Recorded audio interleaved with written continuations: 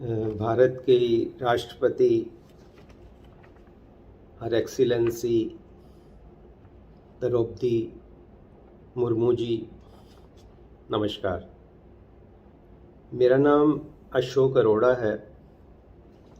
मैं पिछले 50 साल से कानून पढ़ भी रहा हूँ और पढ़ा भी रहा हूँ।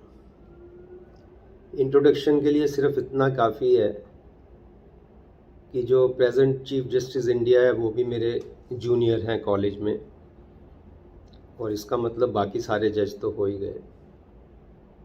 सिर्फ इतना कि भारत के नहीं, दुनिया के इतिहास में भी मैं पहला और आखिरी व्यक्ति हूँ जो 3 बार डिस्ट्रिक्ट बार का और 3 बार सुप्रीम कोर्ट बार का सेक्रेटरी बना। मेरा आपसे आज निवेदन, रिक्वेस्ट, गुजारिश सिर्फ इतनी है कि इलेक्शन रिज़ल्ट 4 तारीख शाम तक आ जाएंगे।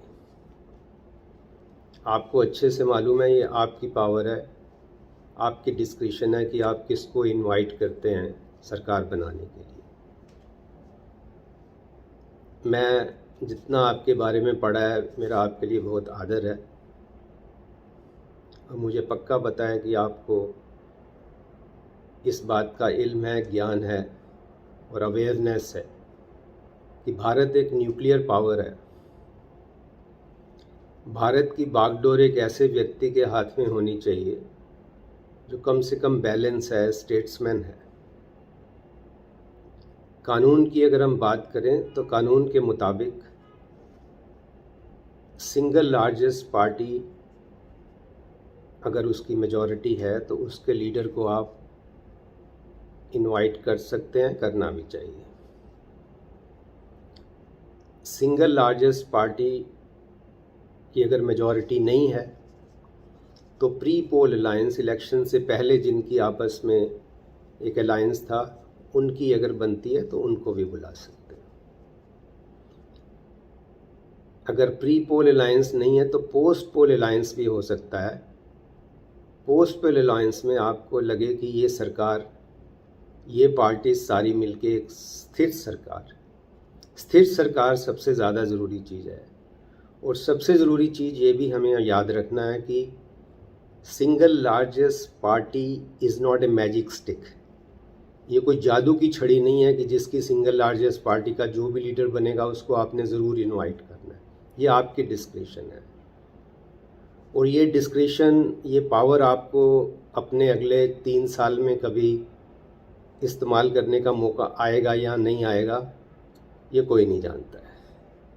तो ये हो सकता है ये आपके जीवन का, खाली राष्ट्रपति के टेन्योर का नहीं, आपके जीवन का ये सबसे इम्पॉर्टेंट फैसला हो। ऐसा बड़ा फैसला लेने का शायद आपको दोबारा मौका मिले या ना मिले, ये कोई नहीं जानता है। इसलिए ये बात बहुत ज़रूरी दिमाग में रखनी है। मेरे को लगता है कि हमें सबको सोचनी चाहिए। कुछ चीज़ें बहुत ज़रूरी हैं।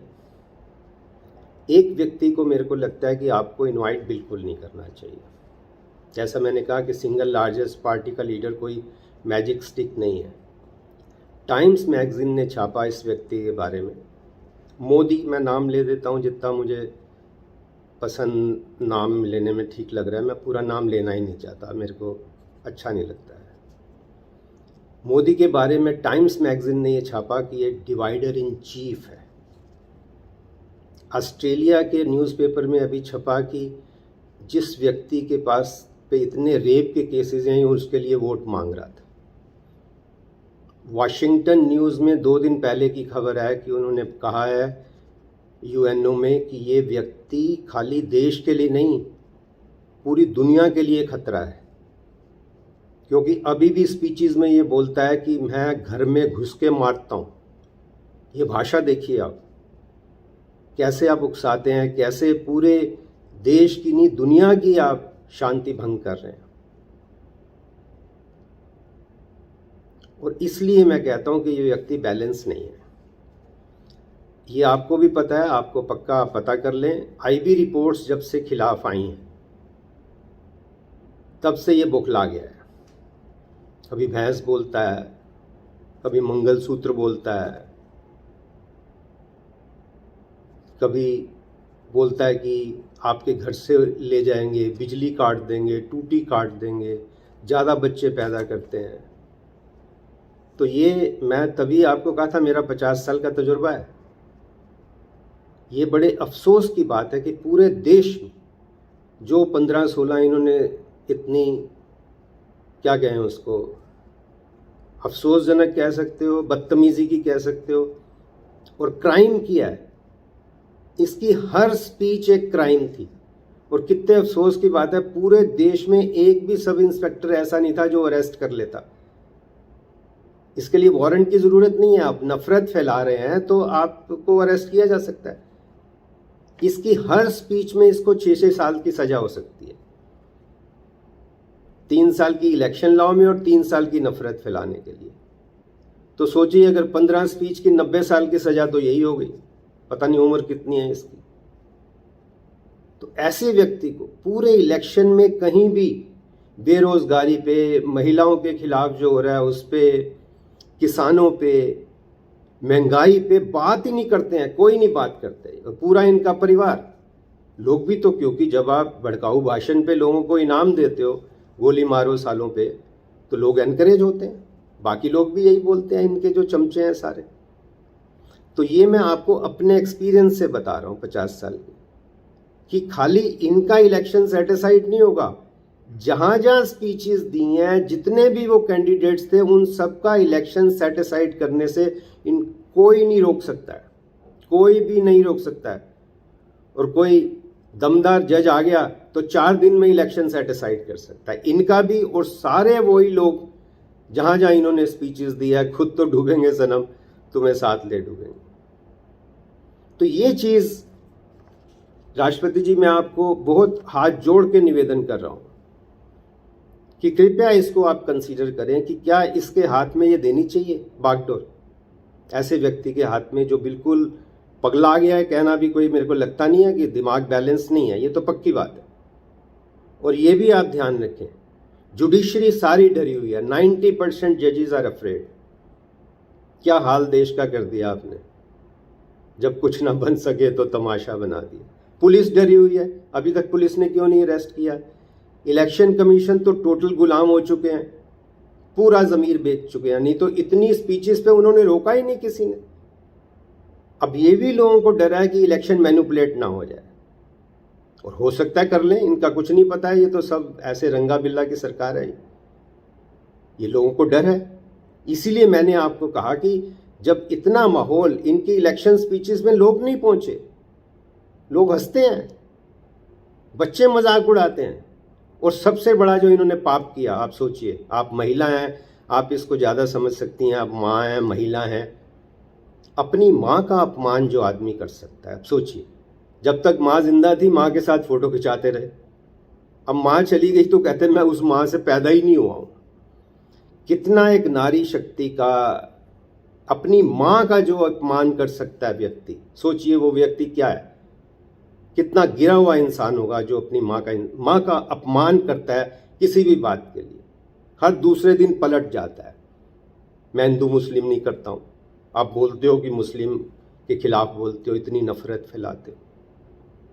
जजेस डरे हुए हैं, पुलिस डरी हुई है, आर्मी डरी हुई है। देखिए आर्मी, उसमें जनरल ने नहीं बोला कि सर मेरे को क्यों एक्सटेंशन दे रहे हैं आप, मेरे को एक्सटेंशन नहीं चाहिए, आप केयर टेकर है, 3 दिन इंतजार कीजिए, जो नया बनेगा वो फैसला लेगा, आप नहीं फैसला ले सकते।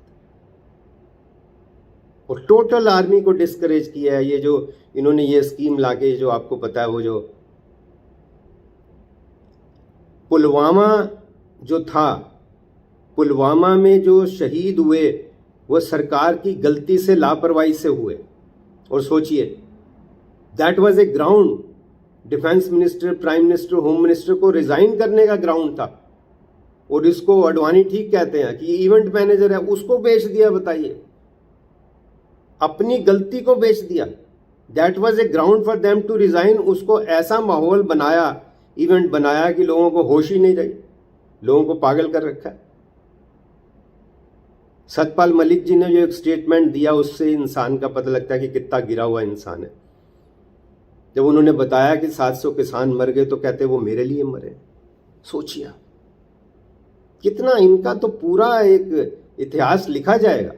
इनका तो जन्म ही उस पे हुआ। आपको पता है जो दंगे करा के तो इनकी राजनीति शुरू हुई। 3000 लोग मरवा के आपने अपनी राजनीति शुरू की है। तो मेरा राष्ट्रपति जी आपसे विनम्र निवेदन है, इस चीज़ को मद्देनज़र रखते हुए आप इनको, मोदी को तो बिल्कुल इनवाइट नहीं करें। बाकी मैंने आपको 3 प्रिंसिपल जो मेरे को समझ आए मैंने बताए। Single largest party, single largest की majority in India, pre poll alliance नहीं है तो पोस्ट पोल अलायंस। लेकिन ऐसा नहीं कहें कि ये आपकी 200 सीटें आई है आप सरकार बना के मौका दे देंगे 30 दिन का, ना, वो कम से कम माफ़ करना, बिल्कुल मत करना। उससे तो ये खरीद फरोख्त शुरू हो जाती है, बिल्कुल शुरू हो जाती है। तो आप पहले से ही देखें कि ये ऐसा धंधा तो नहीं कर लेंगे। देखिए कितनी सरकारें गिराई इन्होंने, कितनी सरकारें गिराई। इनका तो पाप का इतना मटका भर चुका है, मेरे को लगता है भर चुका है। और मैं, आप मेरी छोटी बहन भी हैं, मैं थोड़ी ये आज्ञा ले लेता हूँ, आपसे हाथ जोड़ के आज्ञा ले लेता हूँ कि राष्ट्रपति तो हैं ही, मेरे से 2 साल छोटी हैं, मैंने देखा है। तो आपको वो कहते हैं ना कि उनको पता भी चले, वो खफा भी ना हो, इतनी एहतियात से कोई दिल की बात कैसे करे। या फिर मैं आपके लिए ये पढ़ देता हूँ अपनी बहन के लिए कि किस शौक़, किस तमन्ना, किस दर्जा सादगी से हम आपकी शिकायत करते हैं आप ही से। आपका भी इन्होंने कोई मान नहीं रखा है माफ़ करना।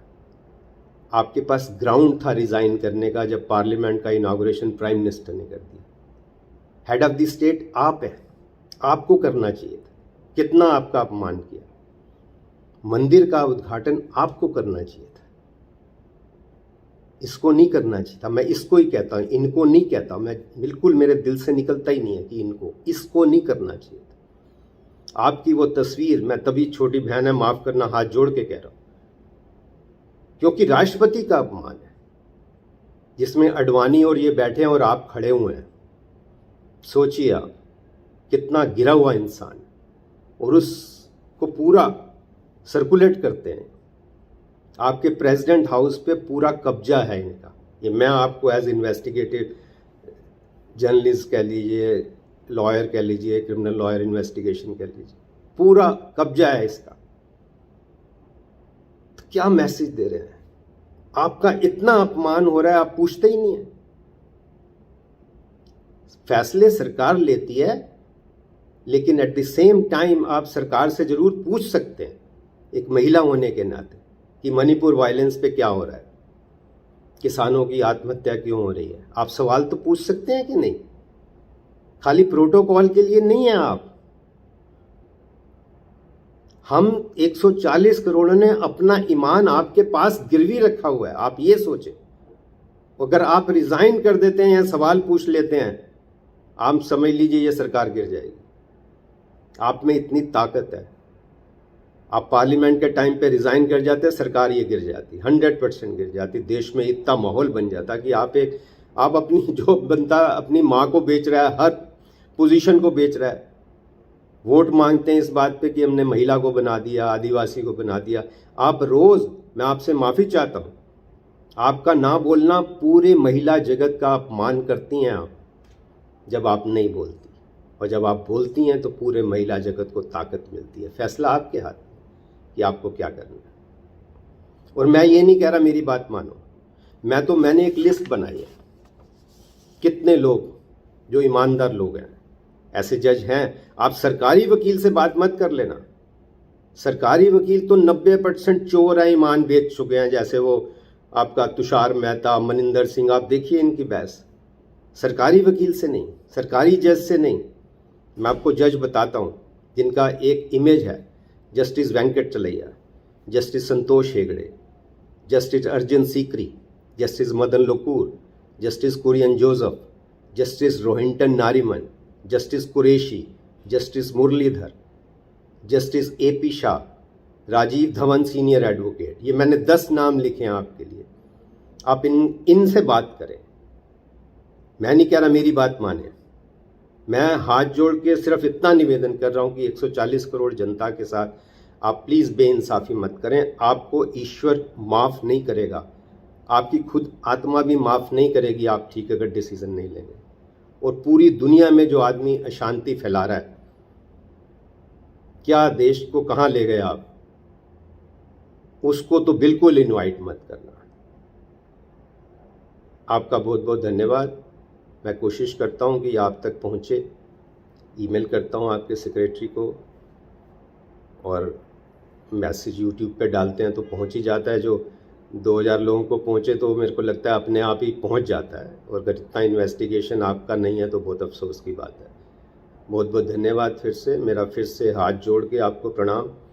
आपके लिए पूरे समाज का बहुत आदर है, आपसे इतना ही निवेदन है उस आदर को बनाए रखें। ऐसा ना हो कि लोग ये कहें कि वो सदियों ने सज़ा पाई, वो वाली हाल मत हो। मेरा ईमेल ashok.arora2310@gmail.com, इस पे मेरे को कॉन्टैक्ट किया जा सकता है। Thank you. जय हिंद।